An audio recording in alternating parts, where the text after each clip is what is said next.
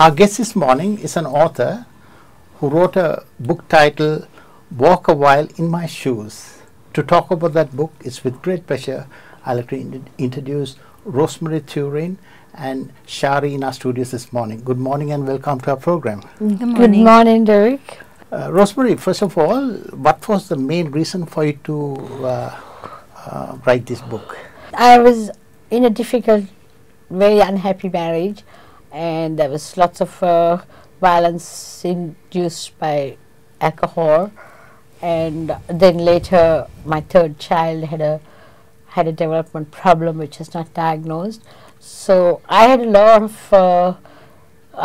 of obstacles to overcome to get anywhere or get out of that. It was a really bad life, and my mum had passed away, and I used to visit Dad every weekend, and I used to discuss what I was doing with him, and he was very proud of the way I handled myself and how I attacked each problem and got over each obstacle.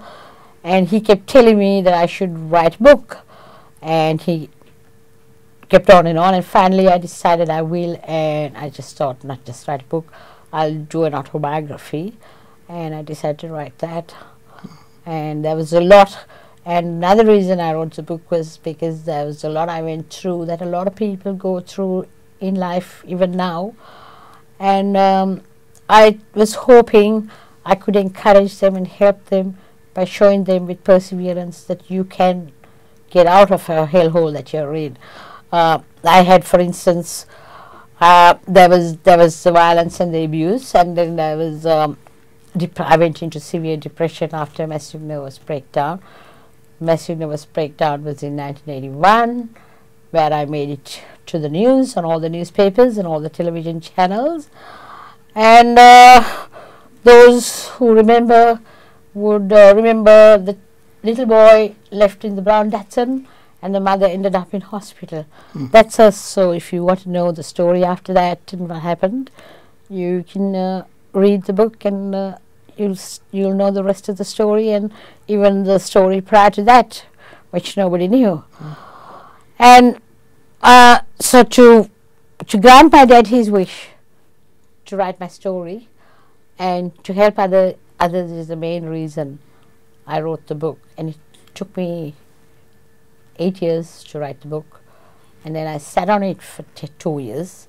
After I finished, I didn't do anything, and then I started talking about publishing, and you as a family friend was the first person I spoke to, and you put me on to Izan Baha to do the publishing, and he's a graphic designer, and he did a wonderful job. And then I was in search of an editor because I couldn't put this unedited book out, and I looked around and I couldn't find anybody. And then my sister told me Shari does editing and she does writing. So I rang Shari, and Shari was so good. She accepted to do it for me, and she was outstanding. She has taken my very novice, it was really a crude bit of writing, and turned it into a piece of literature. She's done a magnificent job, and with the help of Izan and Shari, I really have a good book to offer people, and I hope you'll buy it, read it and enjoy it,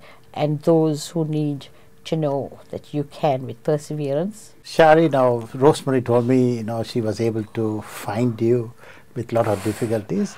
Now your involvement being an editor, will you be able to briefly tell us about it?